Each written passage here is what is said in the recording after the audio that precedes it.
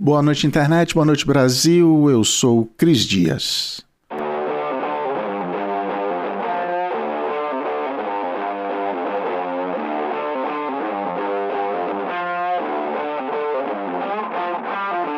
Uma das cenas de filmes mais marcantes da minha vida, do tipo Pesadelo e Trauma, é de um filme que foi lançado quando eu tinha 5 anos de idade, Superman, o filme, sim, aquele com Christopher Reeve, o melhor Superman. A cena é logo no início, ainda em Krypton, quando o pai do Super, o Marlon Brando, condena 3 criminosos a serem banidos para todo sempre na Zona Fantasma. A parte dessa cena que me deixou chocado é na hora que os 3 vilões são jogados na Zona Fantasma. Eles ficam em um círculo com uns bambolês girando em volta. A grande redoma que eles estavam se abre. Eles ficam em um facho de luz que vai até o espaço. E aí passa por esse facho de luz um espelho espacial, não sei, um quadrado brilhante, reflexivo, que passa por cima deles e eles ficam presos ali naquele espaço apertado, as mãos no vidro, voando pelo espaço, gritando de desespero: "Ah, você me paga, Jor-El!" Como a gente vai ver no filme seguinte, Superman 2, o General Zod não era nenhum santo, e assim não estava lá para ver, mas deve ter merecido. Mas ainda assim, aquele desespero de ficar ali preso dentro do espelhinho sideral me marcou muito, e é essa cena que me vem na cabeça quando eu penso no tema dessa semana do Boa Noite Internet: cultura do cancelamento. Eu defendo, já tem tempo, que a internet deu voz a pessoas que nunca tiveram plataforma antes, gerando o que eu chamo do sentimento de eu não tô maluco sozinho. As conversas online fizeram, a gente conseguir ver que um monte de coisa não era coincidência, não era só um caso isolado ou invenção da nossa cabeça. É por isso que eu digo que, apesar da gente adorar falar mal da internet, ela ainda tem um saldo positivo para o mundo. Em 10 anos, a sociedade mudou radicalmente por conta das conversas que aconteceram online. Sim, só 10 anos, porque a internet, como tecnologia de conexão, é antiga, mas ela só engata mesmo quando chega no celular de todo mundo ali na primeira metade da década de 2010. Eu, inclusive, falei disso em um artigo que eu publiquei essa semana lá no boanoiteinternet.com.br, que agora eu estou fazendo isso, eu estou lançando os conteúdos extra por lá, aberto para todo mundo. Eu já falei de produtividade, criatividade, trabalho, então passa lá, boanoiteinternet.com.br, e se cadastra para receber de graça no seu e-mail tudo que sai. Mas enfim, eu defendo a internet, as social redes como ferramenta de mudança, só que ao mesmo tempo eu sempre fiquei muito incomodado com a cultura do cancelamento, que é quando alguém faz alguma coisa considerada errada, e aí começa o que eu costumo chamar de tribunal da internet, onde o veredito é decidido e executado ali na hora, que nem em Krypton, só que no feed de alguma rede social, de preferência o Twitter.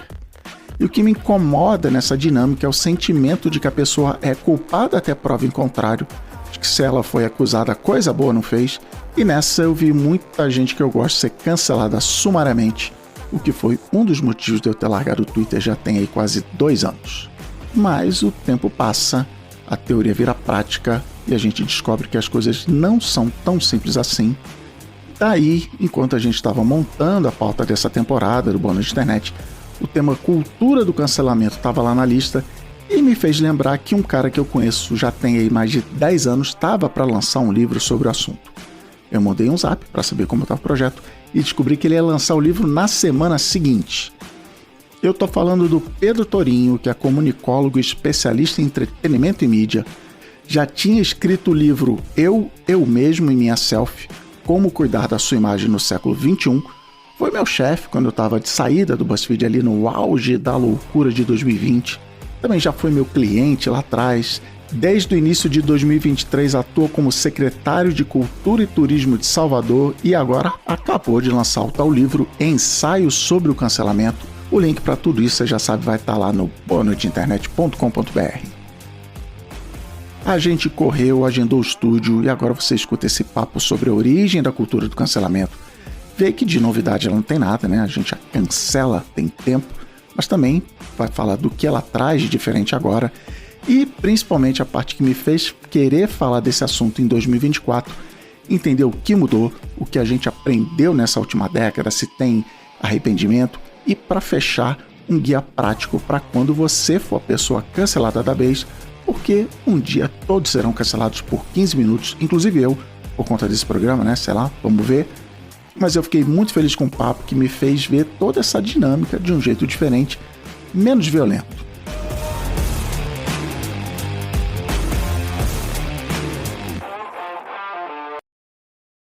Turim, muito obrigado, boa noite. Obrigado por vir aqui. Eu tô muito feliz de estar aqui. Porque assim, tá no podcast com você, tipo, tô no Today Show, no Morning Show.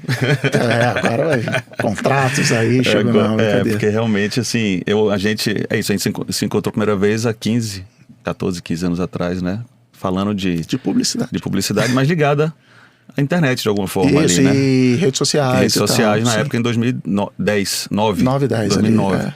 E aí a gente se acompanha e vê acho que nós somos boas testemunhas do que a internet no Brasil, essas barbas brancas, na época eu não tinha. Somos boas testemunhas de como isso tudo se desenvolveu de lá até aqui, né? Bom demais. Então eu preciso começar essa conversa perguntando pra você se eu vou ser cancelado até o fim dessa... eu sei lá, talvez seja um objetivo meu, eu quero ser cancelado. Porque cancelamento tem a ver isso com opinião e com conversa, né? Então como é que a gente tá hoje... Como é que você vê hoje a cultura do cancelamento hoje? Quero saber a tua definição de cultura do cancelamento, mas por que você resolveu escrever esse livro? Por que preciso escrever isso? Eu acho que o mundo hoje digital é tão hostil e tão enviesado para todas as direções que qualquer um de nós está sujeito a passar por um processo similar ao cancelamento. Por que eu digo similar ao cancelamento? Porque eu tento separar um pouco a dinâmica algorítmica das redes, da moral e da verdade.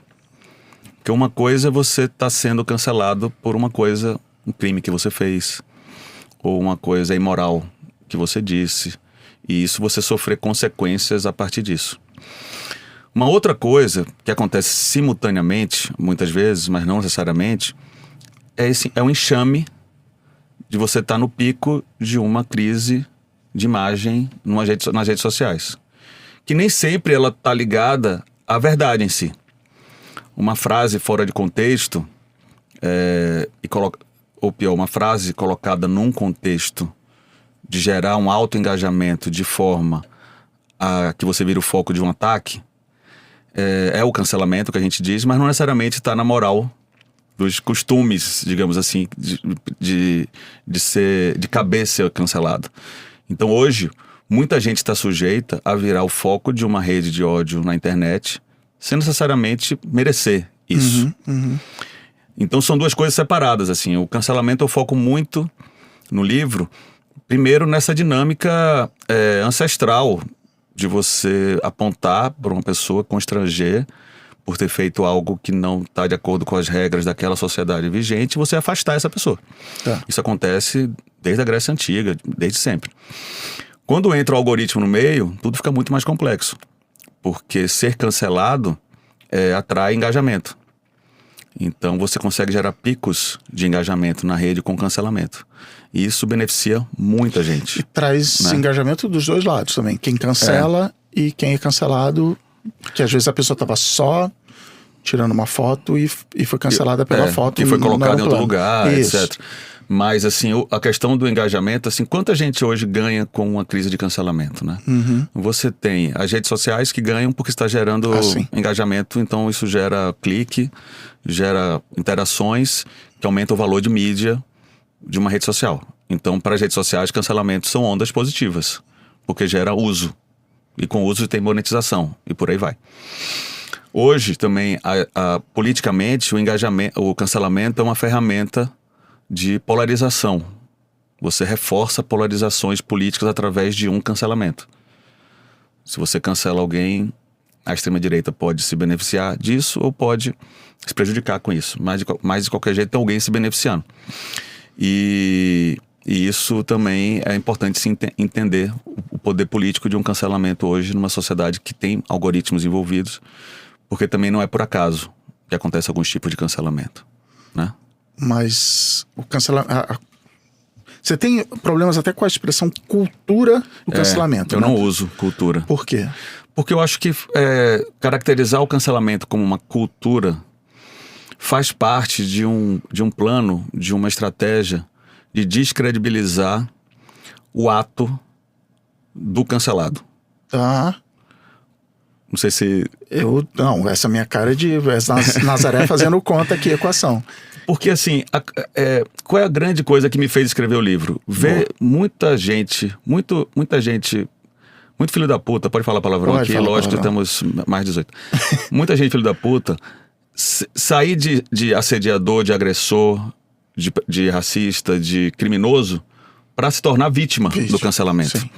Quando você coloca o cancelamento como uma cultura, automaticamente você faz com que as pessoas possam se dizer vítimas desse comportamento que não tem nada a ver com o que eu disse. É uma questão social. Então, o racista, automaticamente, ao ser cancelado hoje, ele pode dizer, eu sou vítima de cancelamento. Sim, eu brinco, vítima da sociedade. Vítima da sociedade. Eu tenho uns amigos que eles moram no Canadá, brasileiros que moram no Canadá. Ontem eles estavam contando história lá de partido, não sei o quê. Aí ele falou, e eles moram na província de Alberta, e acho que a premier da província falou que os anti-vacina são os grupos mais perseguidos da história do Canadá. História do Canadá. E assim, não tem negros, não tem eles chamam de primeiras nações, as primeiras nações. Não, são os anti-vacinas, não tem mais ninguém. Não tem mais ninguém, é isso, uma vítima da sociedade de falar que não quer tomar vacina. Então assim,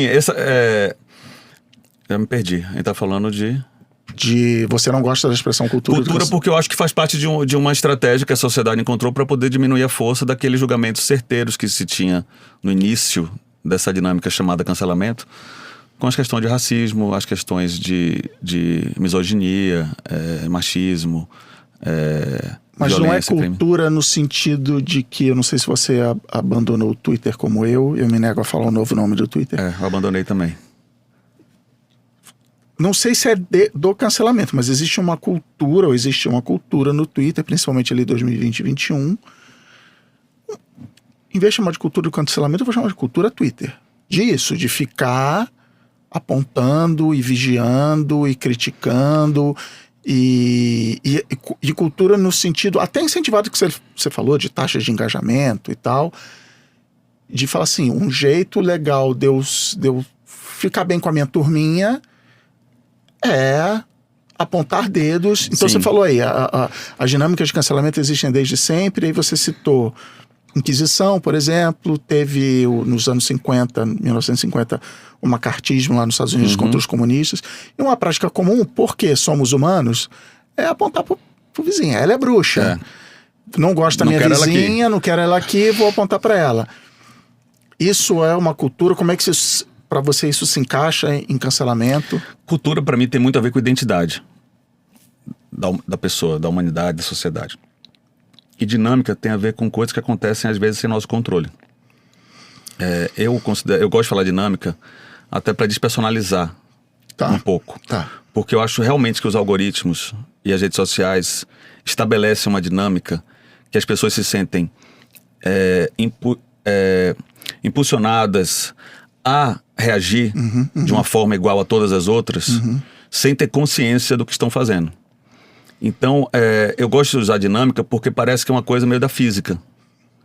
Sim, a correnteza. A correnteza, tipo, você não tem um mérito, não tem uma lógica, não tem é uma coisa que acontece, tipo, você só é uma colmeia, um enxame de abelhas que você que de repente encontrou alguma coisa ali e vai. De manhã e fala, e agora, como vamos? Vamos juntar todos nós para cancelar alguma coisa, mas até tem, mas assim, não é de uma forma consciente. Isso.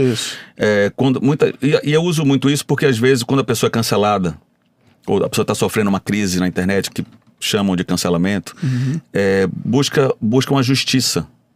Tipo, mas isso é injusto. Isso não faz sentido. Eu não fiz isso, eu não sou isso, não sei o quê. Quando você entende como dinâmica, você vê que é possível até que seja injusto realmente. E que você tem só que lidar com essa dinâmica. Como essa dinâmica funciona? Começa o ataque, a onda sobe de engajamento, você fica no pico.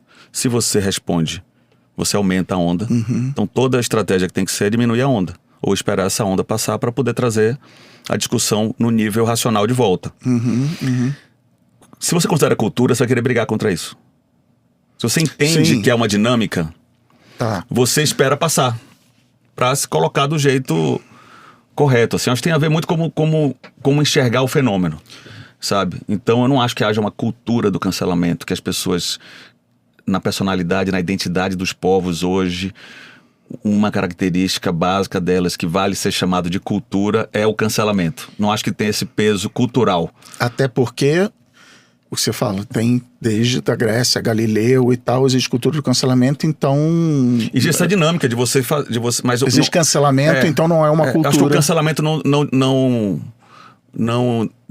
denomina o nosso povo hoje na sociedade. Não é uma característica que define nossa sociedade, não é o cancelamento. Tá.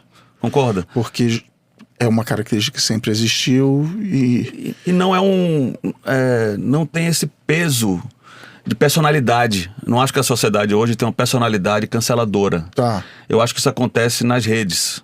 Isso é uma dinâmica algorítmica. Eu ia falar isso. Acho que existem redes canceladoras e... Eu estava ontem conversando com uma amiga que ela fala assim, que ela estava sendo cancelada e aí estava mal. Agora, em 2024? Ou Foi ela tava cancelada lembrando? há uns 2 anos atrás. Tá bom. E estava muito mal. Muito mal. E aí o marido dela falou assim, amor, abre a porta aqui, vai lá fora. Sim. Vê se tem alguém te cancelar, vê se mudou alguma coisa. Isso.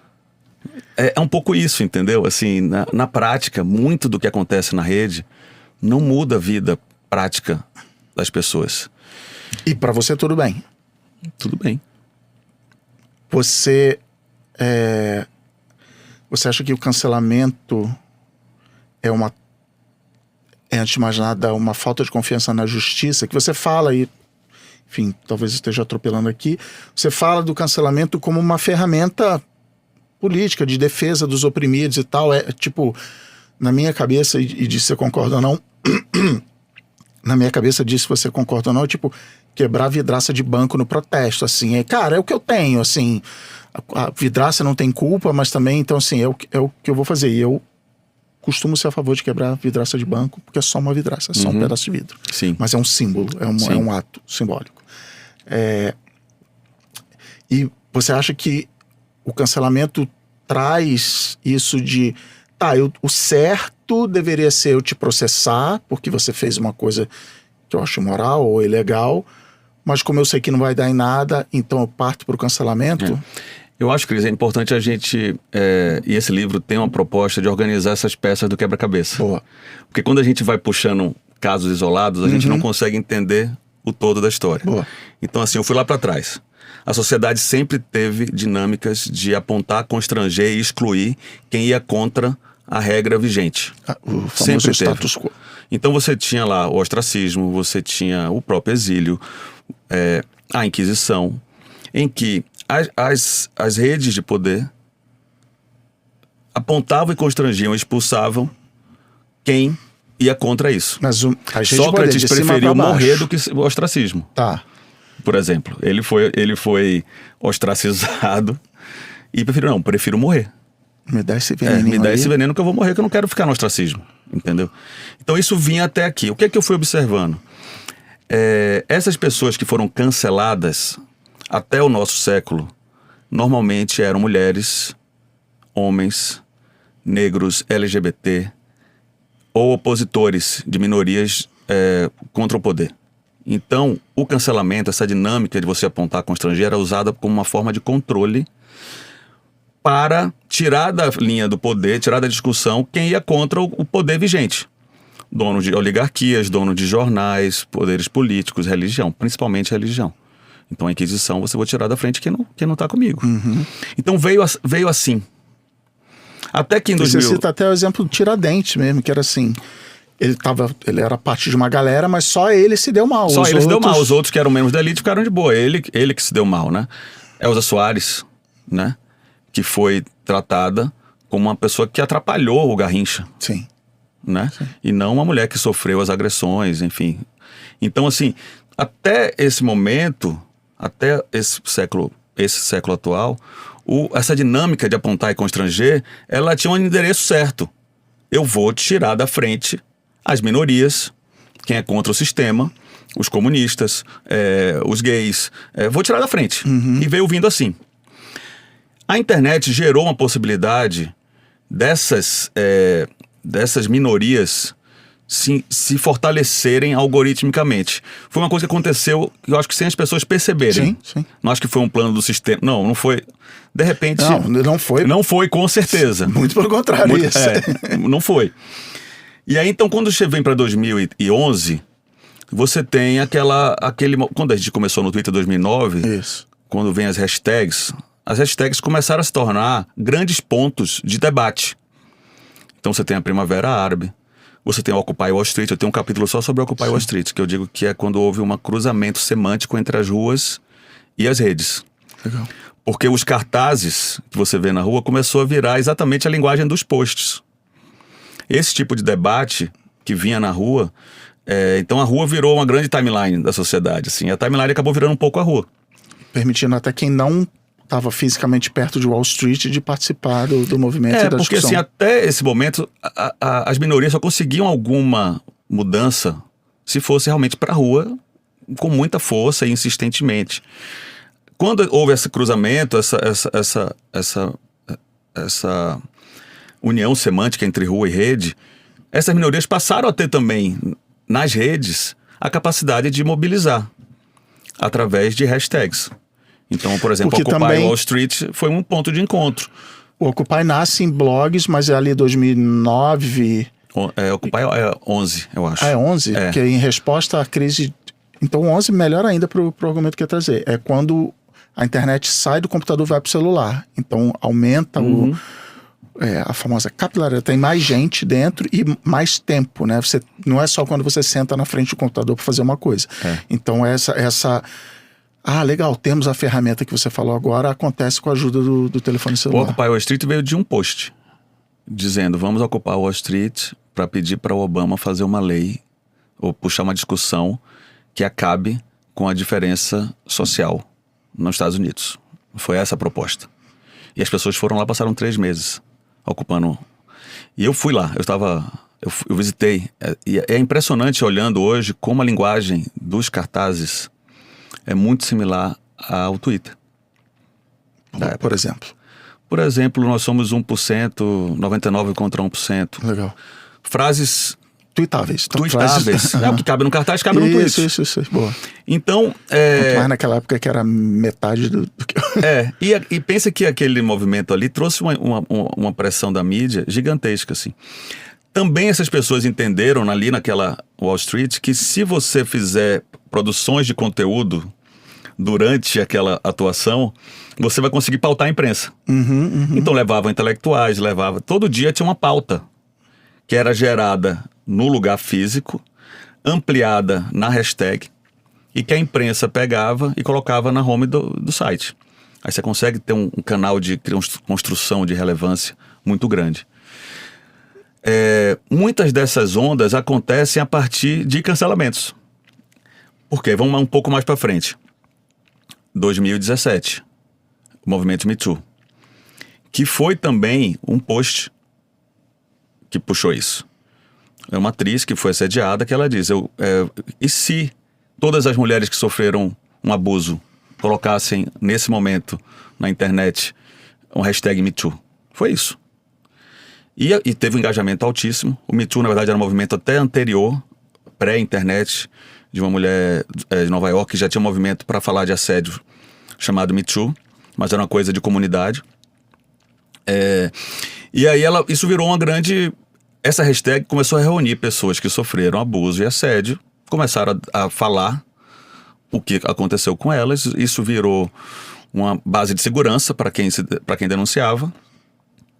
E aí caiu o cara mais importante de Hollywood. O Harvey Weinstein. Primeira vez que aconteceu isso dessa força. Porque, por exemplo, antes Mônica Lewinsky tinha sido vítima de assédio do presidente da República e saiu como sendo uma devassa.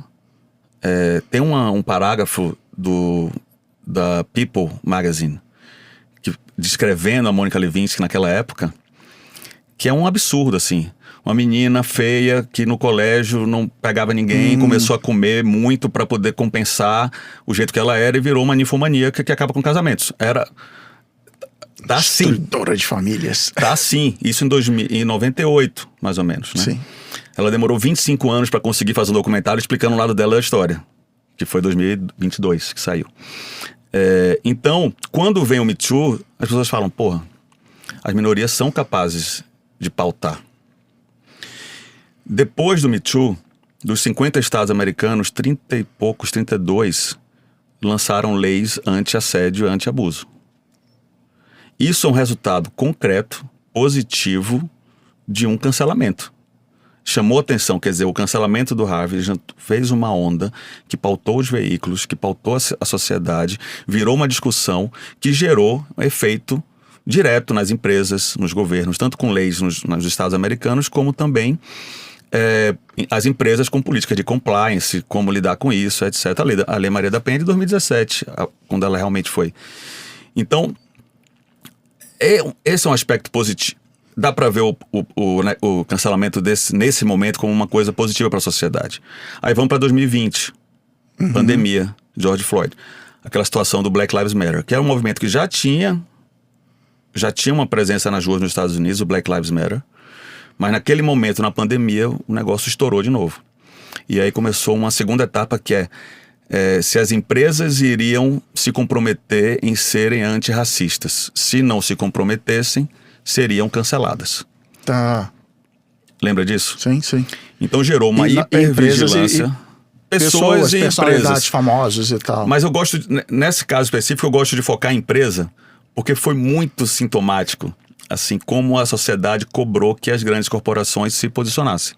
Então, Netflix, Nike, todo mundo teve que sair correndo para se posicionar publicamente. E ao se posicionar publicamente, gera um compromisso factual.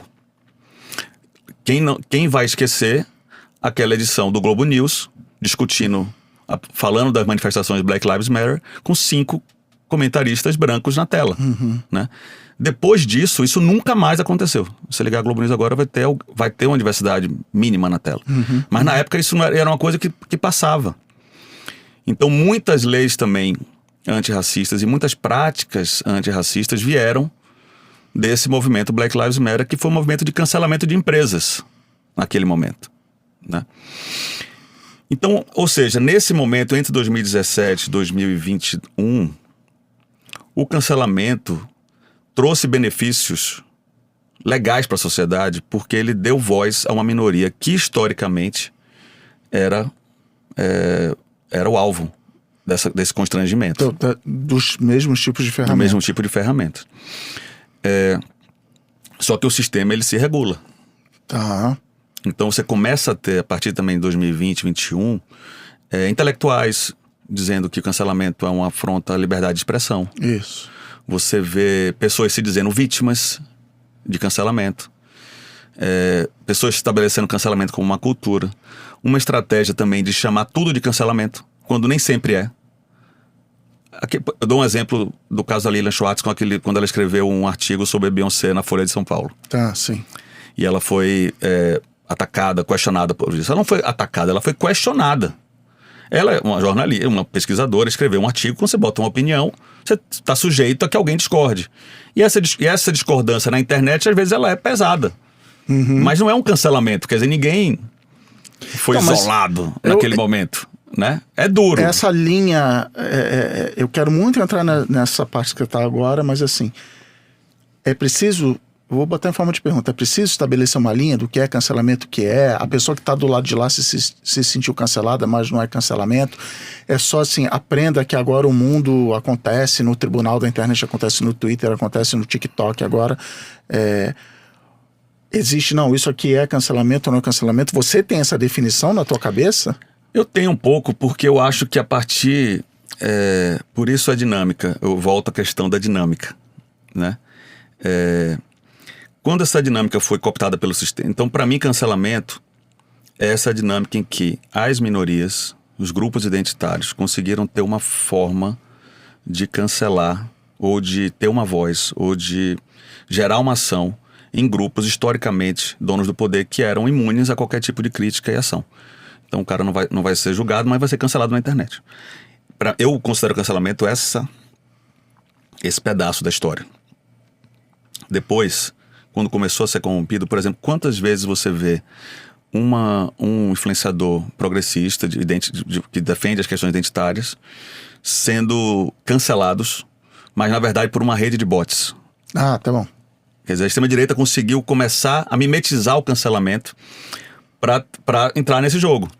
Eu lembro uma vez que eu estava cuidando da gestão de crise de uma celebridade ligada, não totalmente ligada a movimentos progressistas, mas ali, que ela foi atacada, assim, muito pesadamente. Uma forma muito pesada na internet. Eram muitos hashtags, muitos trends, tópicos, era muita coisa. A gente foi olhar o sistema. Acusando de ter feito coisas autoritárias e... tipo, você tá vendo? Você também faz isso. Tá. Sabe? 90% dos tweets vinham de bots na Arábia Saudita. Sabe? Então, assim... Por isso, saiam do Twitter e tá resolvido. Então, sai do Twitter e tá resolvido. Então, mas é a história que você contou da sua amiga. Ela abre a porta. Mas é engraçado, você tá contando essa história dessa dinâmica e eu já tô reinterpretando posts que eu vi da pessoa cancelada. Por exemplo, Paola Carrossela, não lembro mais o ano, criticou comida 3D, tipo assim, carne feita em laboratório. Que acho que KFC tinha lançado um frango que não era de frango. Sim. E ela, olha aí, essa comida artificial e tal. E aí os veganos caíram de pau em cima, o sofrimento animal, não sei o que lá. E ela, desobedecendo a sua recomendação, que a gente não... Respondeu. Mas pro fim do programa, ela respondeu e alimentou. E aí, em um momento, ela fala assim, sei lá, fui cancelada, pelo visto fui cancelada.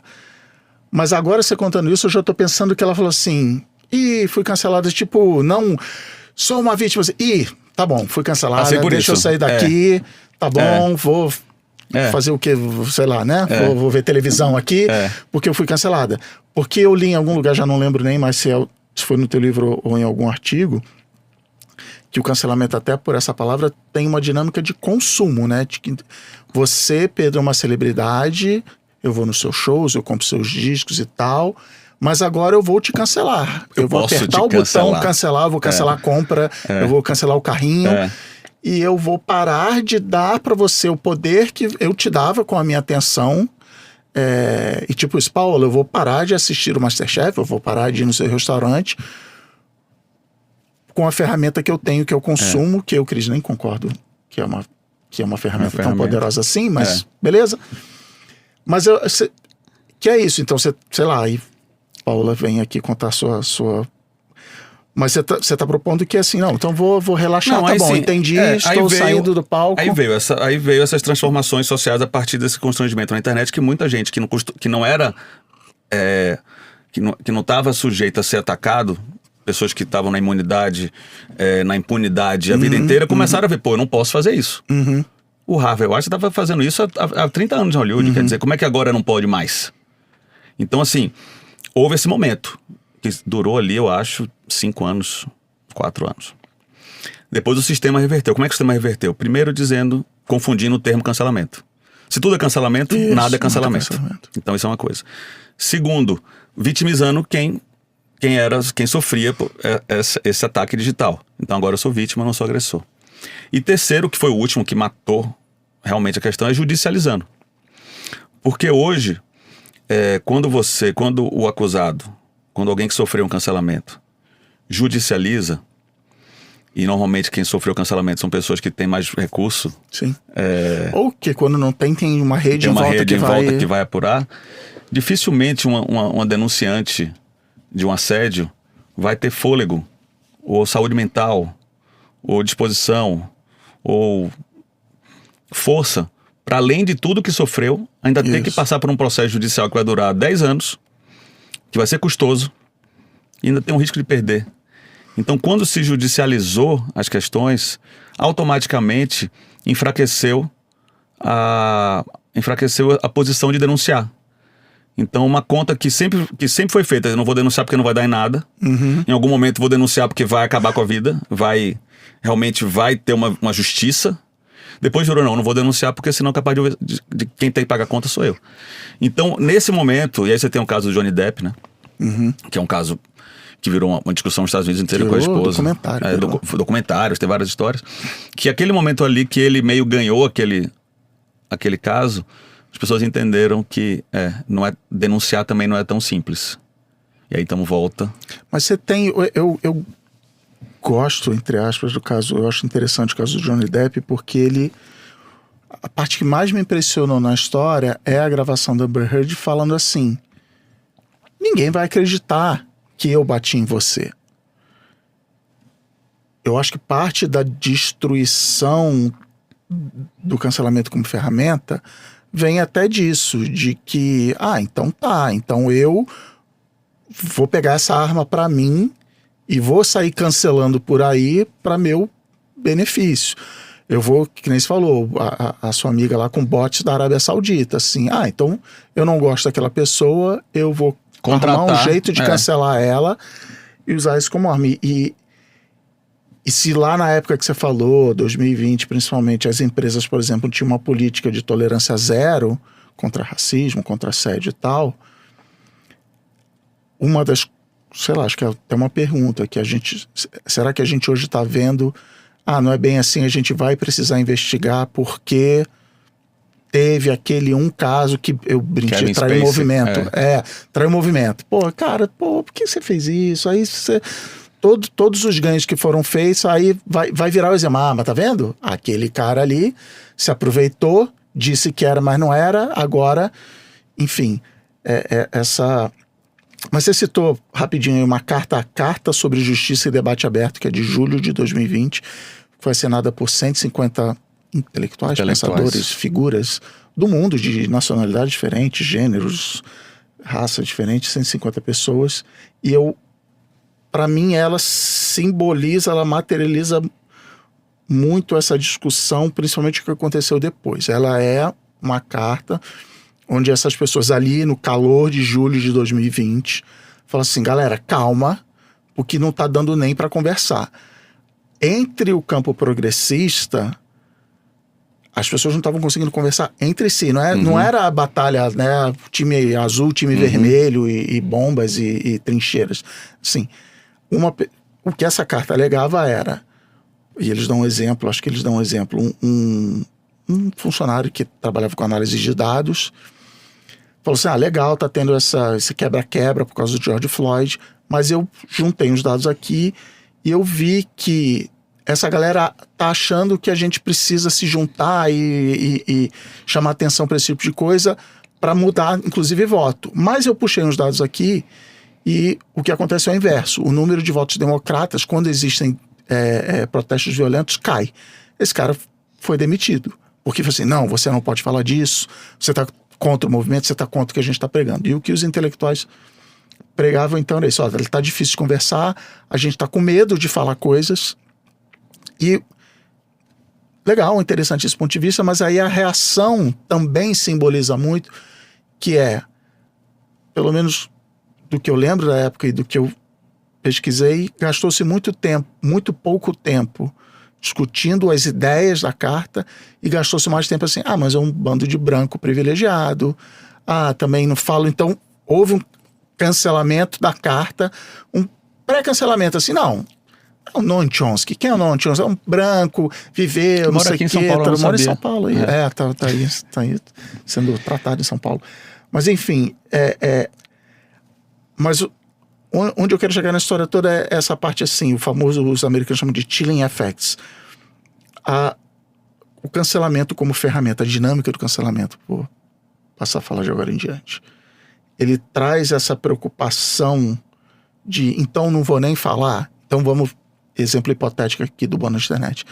Eu só vou chamar gente branca aqui no bônus internet, só vou chamar homens brancos aqui porque vai que eu falo um pronome errado, vai que eu falo não sei o quê, eu vou ser cancelado, eu tenho muito a perder e pouco a ganhar.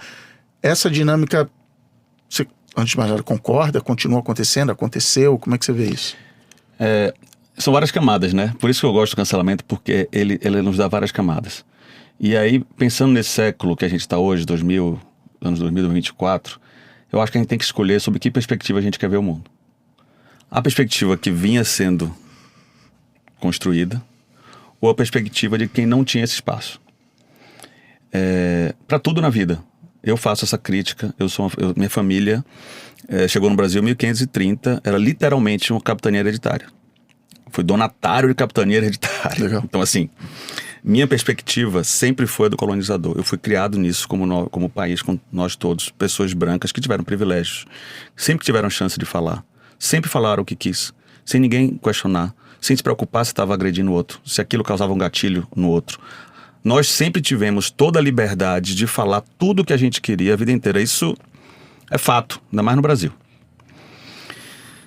Esse corte que nos coloca numa paranoia, que eu digo que é uma paranoia necessária para que a gente não ofenda e não machuque o outro e não reforce um sistema que reduz grupos ao isolamento, eu acho que é importante. Eu acho que é importante a gente ter esse susto, ter realmente uma ação afirmativa e dizer assim, você não pode mais falar isso. Se você falar, você vai se fuder.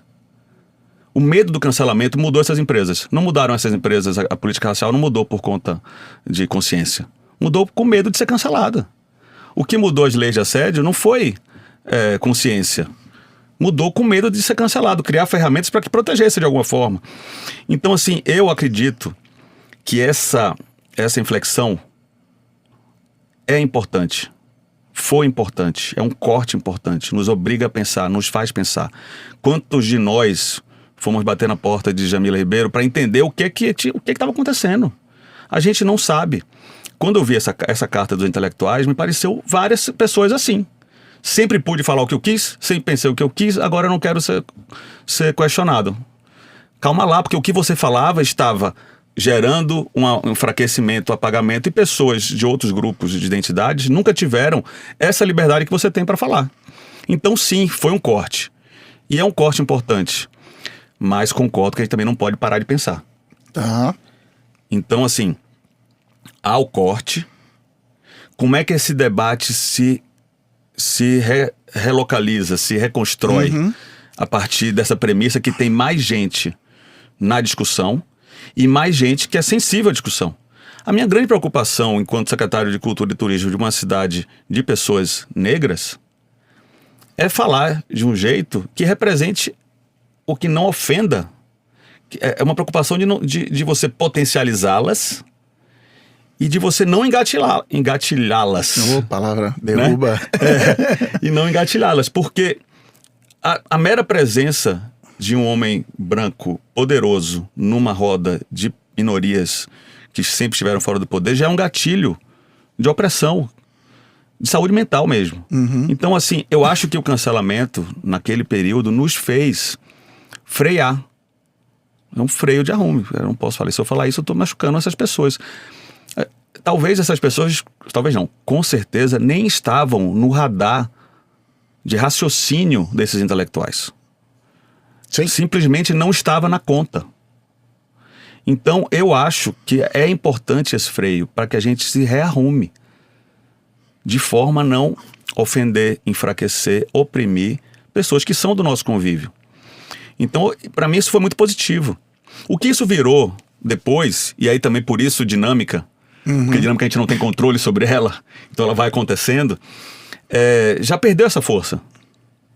Já perdeu essa força. Já perdeu essa força. Já foi corrompido, já foi corrompido, já foi enfraquecido, já virou ferramenta eleitoral. Tudo isso já aconteceu. Mas naquele momento ali, esse corte foi fundamental para a nossa sociedade. Assim. Eu lembro uma frase do Wagner Moura, em 2018, que perguntaram para ele o que ele achava do politicamente correto. E ele fala, para mim, politicamente correto é uma ferramenta civilizatória. E eu concordo muito com isso. Assim. Eu acho que o cancelamento, naquele momento, foi uma ferramenta civilizatória. E muita gente sofreu com isso. Muitas vezes é pesado. Foi pesado. Mas o que é pesado para um de nós em relação a 500 anos de opressão, uma vida inteira vivendo o racismo numa cidade, uma vida inteira vivendo a misoginia.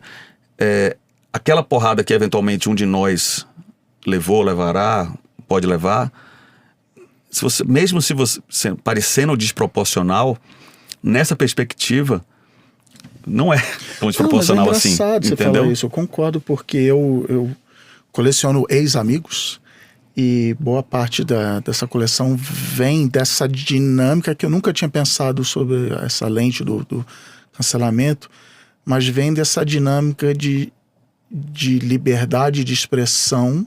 Teve um caso, sei lá, 1 mês, 2 meses atrás, que o cara entrou lelé no Instagram, querem calar uma nação. Eu assim, cara, eu lembrei, eu tava aqui naquela porta ali, e aí um amigo comum, nossa, você viu isso aqui? Que loucura, tal. Aí eu falei, deixa o cara. Aí eu vi um comentário dele no post dele falando assim, querem calar um país. Aí eu falei assim, não, cara, calar um país, eu acho que cruzou-se um limite e tal, e aí a gente ficou meio que tretando na DM, e ele mandou o famoso passar bem, e aí eu falei, tá bom, eu parei de seguir, não bloqueei, mas assim, eu parei de seguir, e beleza. Mas é isso, a leitura que eu tenho assim, não é que estão tentando te calar, eu brinco, é a consequência dos seus atos. Você quer falar coisas, você quer expressar sua opinião, beleza, expressa sua opinião, que sei lá, que o Lula é ladrão, beleza, cara. Mas as consequências vêm e você passou 500 anos falando e beleza. Então assim, não, eu tenho o direito de falar o que quiser. Sim, você tem o direito de fazer. Mas a resposta das pessoas não é censura, né? A resposta das pessoas é uma conversa. Por isso a minha brincadeira no início, se eu seria cancelado nesse programa, porque se a gente tá aqui, eu concordo com algumas coisas que você falou, eu falo, pô, vai ter Pedro, gente mas concordar, não, tem gente que não vai. Tal. E o pensamento não, então eu vou ser cancelado, porque se eu não concordar com tudo que o Pedro falar, os amigos do Pedro vão me cancelar, e não é, e que, né, democracia, conversa, meio isso. Outro caso que eu tive recente foi, eu sou enfim, da organização do TEDx Blumenau, e o TEDx Blumenau foi convidado pelo TED Global, escolheu, vocês vão fazer o TEDx Democracia aí em Blumenau. E a piada que eu mais ouvi dos meus amigos da bolha progressista, que eu brinco à esquerda Santa Cecília, foi: mas você vai falar de democracia em Blumenau, que parece que tem mais células neonazistas do que foi uma das coisas até discutidas no evento. Tem célula neonazista, não sei o que lá.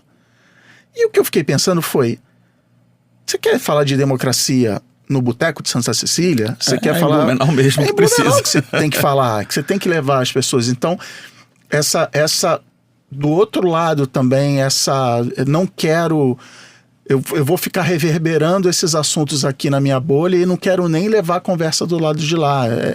Essa nossa discussão aqui tá me dando esses flashbacks, assim. Porque tem esse ponto, assim, a internet faz com que a rede social, da forma que ela é estruturada hoje, ela faz com que a gente viva dentro da bolha. Nessa bolha de interesse, tudo que eu falo é relevante. Então a gente acha que é super popular porque teve milhões de likes naquela bolha. E tudo que você vê é uma coisa que você concorda. Então parece que o mundo inteiro está vivendo naquela direção de visão de mundo que você tem. Uma pessoa que é evangélica, ela vive numa bolha evangélica nas redes que ela não sabe que existem outras coisas. Então ela tem a razão absoluta e ninguém discorda dela. Quem discorda está fora, nem está nesse raio de visão. Isso faz com que a gente vá se distanciando do debate. De alguma forma, o cancelamento, ele cortava essa bolha em algum momento por ele fazer as bolhas terem que lidar com uma crise ao mesmo tempo. Né? Não vou dizer a melhor, mas uma poderosa ferramenta de furar a bolha. De furar a bolha. Boa. E outro ponto assim, que a gente não pode deixar de falar é da camada política, comportamental dessas dinâmicas de crise e de cancelamento nas redes, né? Tem uma pesquisa feita nos Estados Unidos pelaquela Pew Research, que é tipo um grupo de pesquisa mais foda, sobre cancelamento nos Estados Unidos. Todo publicitário bota nos slides. Porque é muito bom. É bom pra caramba. Eles fizeram uma pesquisa, acho que foi em 2021 ou 22. 21. Que 58%... A pesquisa era sobre cancelamento, sobre cultura do cancelamento. 58% dos americanos entendem que cancelamentos são responsabilizações pelos erros. 38% entende que são agressões injustas. E aí ele foi feito... Então você tem 60% quase que acha que é responsabilização e 40% que acha que é agressão. Quando você vai procurar fazer pelo recorte político dessas pessoas, quem acha que é responsabilização é democrata. Quem acha que é agressão desproporcional é republicano. Então, assim, olha como as coisas estão ligadas às visões de mundo. Então, assim, quem fala que é liberdade de expressão, também tem sido uma pesquisa, são os conservadores. Que é contra a liberdade de expressão, conservadores. Quem fala que está responsabilizando são os progressistas. Então virou realmente uma questão de polarização sobre visão do que é aquele fato, que é muito difícil de administrar, porque são completamente conflitantes, são ligadas com identidade, a identidade conservadora, a identidade progressista, né? Remete às guerras culturais, que eu acho que é um conhecimento importantíssimo para entender a dinâmica das redes. Guerras culturais surgiram lá na Alemanha de Bismarck, que era uma briga, uma disputa pela forma como se acredita que o Estado deve reger a sociedade. De um lado o Estado laico, de um lado o Estado religioso. É basicamente isso. E lá para cá isso vem se replicando. Então você tem... Inclusive nesse campo também. Inclusive nesse campo também. Então você tem quem acha que a religião conservadora deve... É uma disputa para dizer como é que você deve viver. De ordem, de como você deve viver. Sim. Então assim, você tem que viver de acordo com esses dogmas religiosos, e aí cada país tem a sua religião que se mistura com o Estado, ou você tem a sua identidade e a forma de viver de acordo com o que você é, com o que você pensa. De um lado, essa disputa dos conservadores é uma disputa por controle, por manutenção de algum privilégio conservador e por controle, basicamente. E do outro lado é uma questão de sobrevivência. Porque se o LGBT que é mais não brigar pela sua existência, ele vai ser aniquilado. Então são coisas ou muito... O imigrante que reza para outra religião. Ou, enfim, as pessoas negras. Ou ele tem que brigar pela existência dele num contexto conservador. Então é uma questão existencial para os progressistas. E é uma questão de controle e de existência também, no sentido de divisão de sociedade para os conservadores. Esse choque é o que nos guia. Guerra Fria vai para lá. Todas essas questões batem nesse lugar. E o cancelamento virou uma ferramenta dessa guerra, virou uma arma dessa guerra. Mas qual é o ponto que complica tudo mais? Quando a guerra cultural tornou-se uma guerra eleitoral. Porque quando você consegue puxar o engajamento para um polo desses dois, você automaticamente agrega uma tensão algorítmica e uma identificação social com esses públicos. Então, na verdade, o cara não precisa ter projeto, não precisa ter ideia de mundo, não precisa ter trabalho, não precisa ter entrega. Se ele se associar a um polo de uma forma forte, repetindo as questões da guerra cultural, que basicamente são religião, etnia e sexo, ele consegue trazer uma tensão eleitoral que ele não teria de outra forma. E o cancelamento acaba validando. Tá vendo? Tá vendo? Joga pro lado de lá. É o cara que é cancelado vira deputado. Isso. Como é... Entendeu? Essa pergunta que está no meu roteiro. Como é que não criamos deputados ao cancelar? Como evitar esse... Porque é isso, o cancelamento vem... Tem aquele jogador de vôlei, lembra que foi homofóbico? Tem milhões de exemplos, né? Isso, e aí vai e joga... Quando você pega uma pessoa, cancela, joga para um campo, você dá uma puta atenção para essa pessoa. Então você cancela uma pessoa na rede, ele vira um pico de engajamento. Você arremessa ele para um lado do jogo, normalmente para o lado conservador, que eram os que são mais cancelados.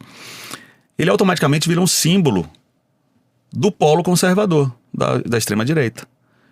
Com o engajamento de midiático necessário para ter votos e ser eleito. Mas e aí? Se eu não quero mais ter deputados, se eu não quero mais causar a eleição de deputados por causa disso, eu paro de cancelar?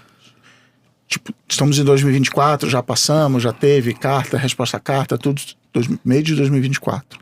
Como é que tá a cultura, dinâmica do cancelamento hoje? Eu acho que é por isso que eu fiz esse livro, no sentido assim, as pessoas têm que entender esse quebra-cabeça inteiro. Porque não é só o recorte. Fazer ou não fazer.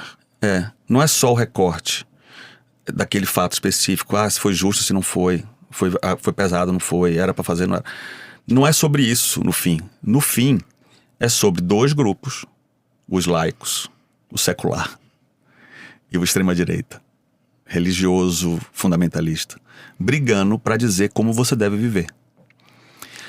O que a gente precisa entender é que a gente não precisa estar nos dois lados. A gente pode ter o caminho da justiça, o caminho do que é certo, o caminho do centro. E da convivência, Da convivência, da troca. Só que é muito difícil, porque a gente é jogado nesse ping-pong a vida inteira. Se você não é isso, você é aquilo.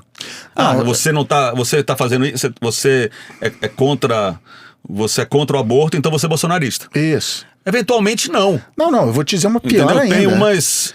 Um exemplo de novo, que eu vivi, sei lá, alguns meses atrás, que é o cara falou assim, fulano é de centro. Aí o outro falou assim, então é de direita. Não, ele é de centro.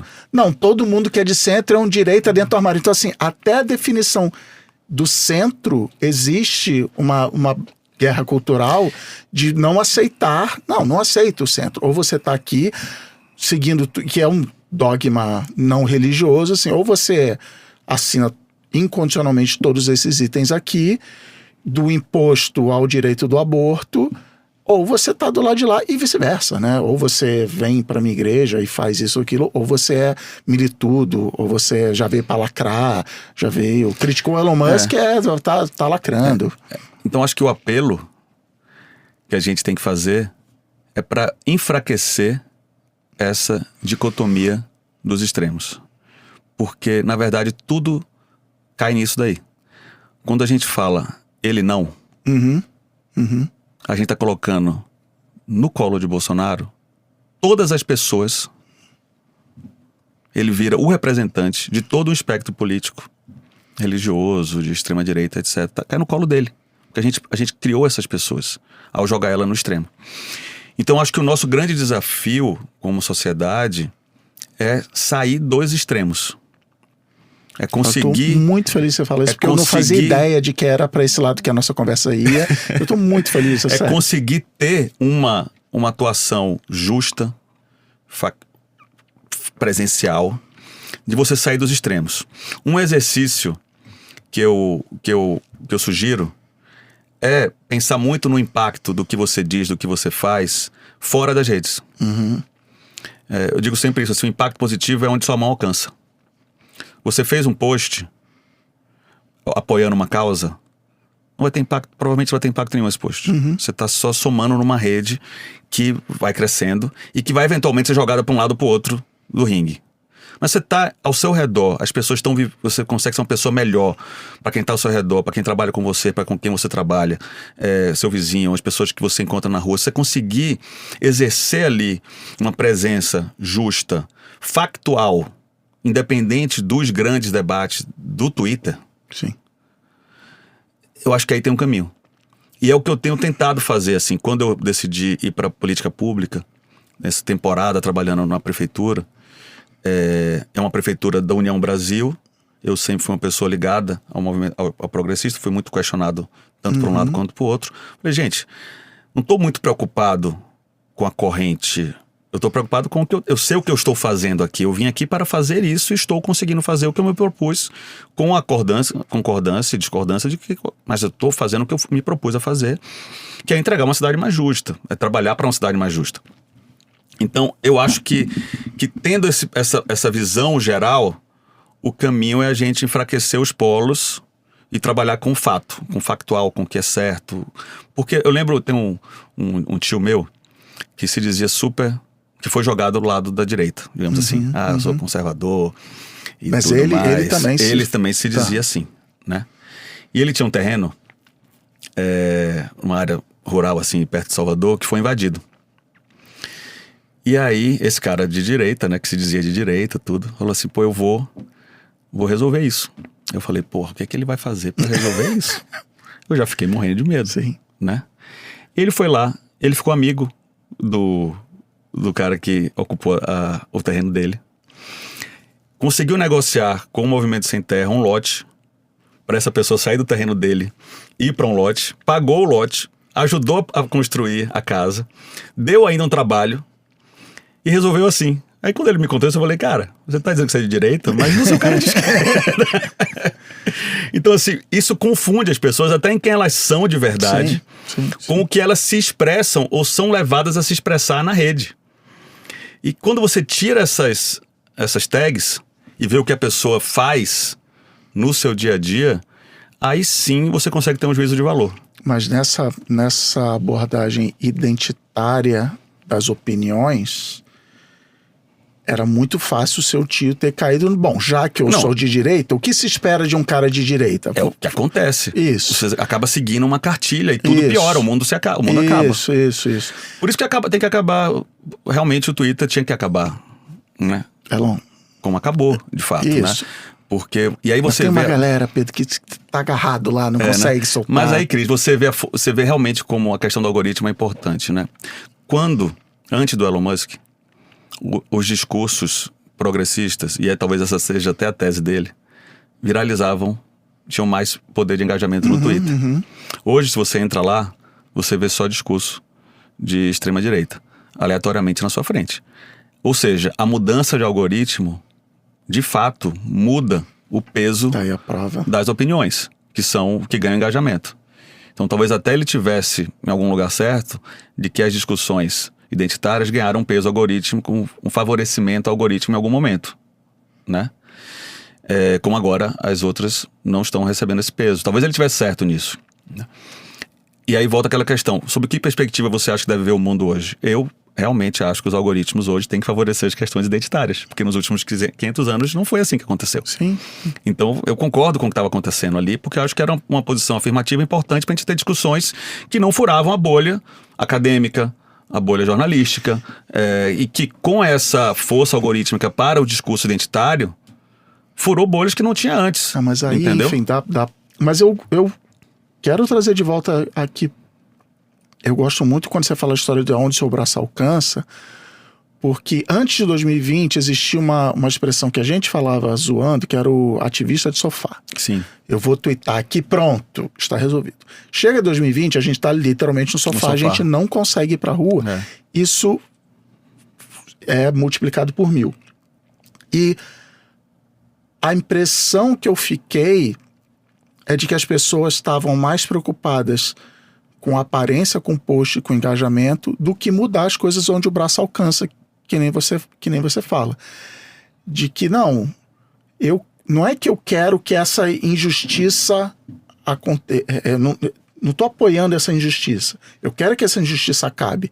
Mas mais importante do que isso, eu não quero ser visto como uma pessoa. Então, assim, sim, eu sou contra o racismo. Eu quero que o racismo acabe. Eu acho um absurdo o racismo. Mas mais importante do que isso, eu não quero ser visto como racista. Não me confunda. E embicando para o final, que é onde estamos agora, 2024, eu às vezes acordo assim, não, calma, o tempo avança, a história segue e não estamos mais em 2020, as conversas evoluíram. Como é que você acha que estão as conversas hoje de dinâmicas de cancelamento, dessa polarização?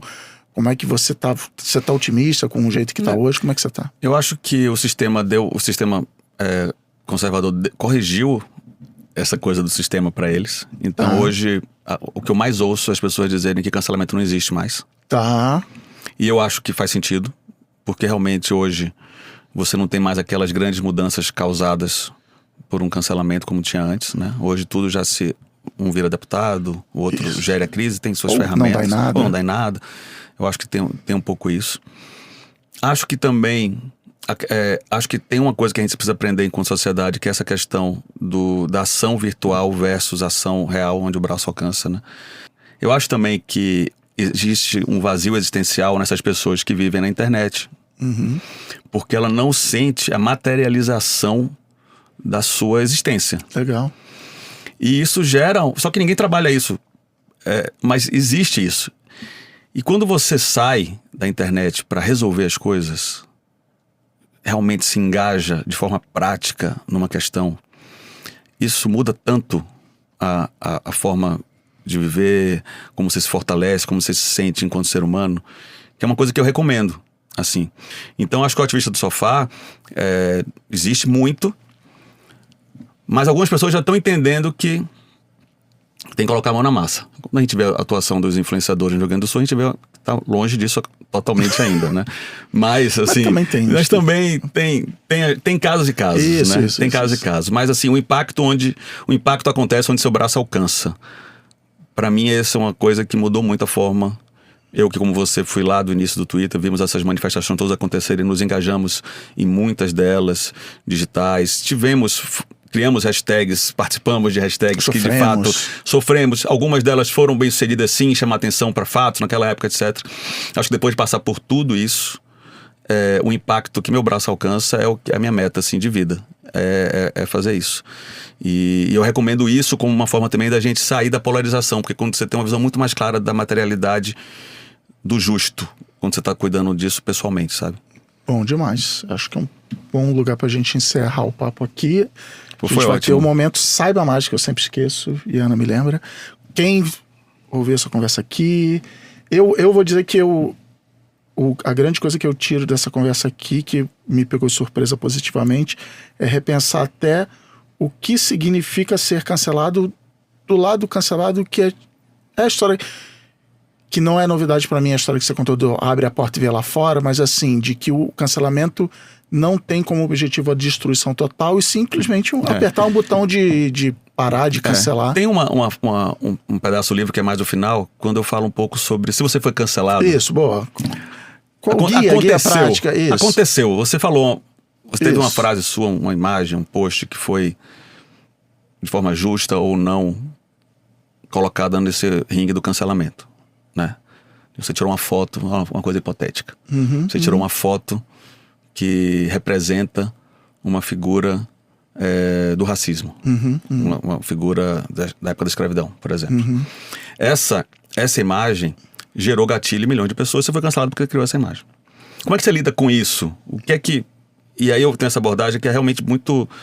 É o que eu recomendo realmente para as pessoas com quem que me procuram ao falar de cancelamento. Primeira coisa é reconhecer que o seu ato, pedir desculpas, reconhecer porque o seu ato ali causou um mal-estar, uma agressão, gatilho, reforçou uma política opressora para uma parcela grande da população. Então, primeiro, reconheça isso. Segundo, eu falo que no Media Training, tá aqui a sua cartinha, ela tem 2 frases. Fiz merda, não vou fazer mais merda. E tem a terceira fase, que é o seguinte: primeiro, fiz merda, ou seja... e assim, você fala até no livro, eu concordo, assim, não é desculpa quem se sentiu ofendido, não é veja bem, não é, fiz merda. O que eu fiz foi um erro, porque esse erro reproduz ações, práticas deploráveis para o nosso tempo. Isso. E que isso não pode ser repetido mais. Isso. Então o primeiro passo é isso. O segundo passo é entender por quê e explicar. Não é só pedir desculpa. Essa imagem que eu reproduzi, ela reproduz também situações que causam gatilhos em pessoas negras, que reproduz um colonialismo, um passado, e que não deve ser reforçado para que isso não se fortaleça ainda mais. Nós temos que trazer novas imagens, então você tem que compreender também. E o terceiro, que é o mais importante, e aí eu volto à materialidade, é reparar. Não é só pedir desculpa e dizer porque errou. O que é que eu posso fazer para que esse erro não se repita? Para que as pessoas que foram ofendidas tenham reparação. E para que também, enquanto em vida, você materialize uma mudança de comportamento. Geralmente as pessoas não vão até esse ponto. Mas acho que é um ponto importantíssimo, que é quando você, de fato, coloca a mão no problema. E faz alguma coisa para você passar por isso, sabe? Então esses 3 passos, se você sofreu... entre aspas, se você se viu, se colocou, se viu numa situação, porque estão em situações complexas. O caso do Johnny Depp com a esposa é um casamento complexo. Dependendo do ângulo que você vá, o famoso tudo errado. Tudo errado. Então, assim, é difícil você jogar para um lado, porque assim, eu até acho que a justiça até conseguiu fazer um certo... Algumas pessoas estavam certas em algumas coisas, outras estavam erradas. Os dois estão errados. Os dois estão errados, né? Assim, tem coisas que são complexas. Isso. Então você tem que lidar com essa complexidade. Isso. Né? Então tá todo mundo sujeito a isso. Mas uma vez sujeito, procure entender da perspectiva do oprimido, de quem te cancelou, por que você está sendo cancelado. E o que você pode fazer para que isso não aconteça mais para a sociedade. Sabe? Bom demais. Então é isso, terminamos assim. Já que eu vou ser cancelado... Não, brincadeira. Não, bom demais. Quem quiser se aprofundar mais no tema, vai ler o livro Ensaio sobre Cancelamento, mas um TED Talk, um outro livro, um artigo... Eu tenho uma série que eu gosto muito sobre isso, que é a Morning Show. Sim, Morning Show. É muito interessante. Do Morning Show. primeiro ao terceiro, são 3 temporadas. Sim. E é muito interessante como ela vai atualizando a discussão em cada temporada. E me fez entender muita coisa dessa complexidade do cancelamento. E principalmente para as vítimas, né? Vítimas do cancelamento, não a vítima do cancelamento, para as vítimas dos assédios, dos abusos, etc. E para mim é uma série fundamental para entender essa dinâmica hoje. Não, e tem uma parte da primeira temporada que me marcou muito, que é o personagem de Steve Carell. Ele começa sendo cancelado, sendo acusado de assédio e tal, não sei o quê. E ele, é o que você falou, entrar naquela dinâmica, ele não é justo, olha só, eu não sei o que lá. Aí ele vai encontrar com o personagem do Martin Short, que acho que é um diretor de cinema, que já tinha sido cancelado antes dele. E ele vai lá assim, nós somos iguais e tal, tá vendo? As pessoas não entendem. E o Martin Short começa assim, é um absurdo, eu só passei a mão na bunda dela, não sei o que. Aí o Steve Carell, caraca, entendi. Ele vai entrando naquilo, ele vai entendendo, e até disso, o quanto eu sou parecido com essas pessoas ou não. E aí, spoiler de segunda temporada, ele leva as últimas consequências, mas enfim, é muito boa, Essa série eu recomendo sempre porque ela tem muitas nuances importantes. Bom demais. Pedro Torinho, seu livro é Ensaio sobre Cancelamento. É isso. Todas as livrarias. Muito obrigado pela oportunidade da gente bater um papo assim profundo, né? Bom demais. sobre a história. Bom demais. Vamos continuar gravando aqui. Obrigado. Obrigado. Não se esquece de ir lá no boanoiteinternet.com.br para apoiar o podcast, assinar a newsletter e ter acesso à versão completa dessa entrevista sem cortes. O Boa Noite Internet precisa da sua ajuda, aqui não tem feed nem patrocinador, é você quem faz o Boa Noite Internet acontecer. Então vai lá, boanoiteinternet.com.br e entra pro movimento. O Boa Noite Internet é um podcast Ampere, a produção, pesquisa e edição de roteiro são da Ana Maron, a edição de som é da Jéssica Correia, a edição de vídeo é da Clara Ishikawa e a produção executiva é com o Gui Pinheiro. Até o próximo episódio.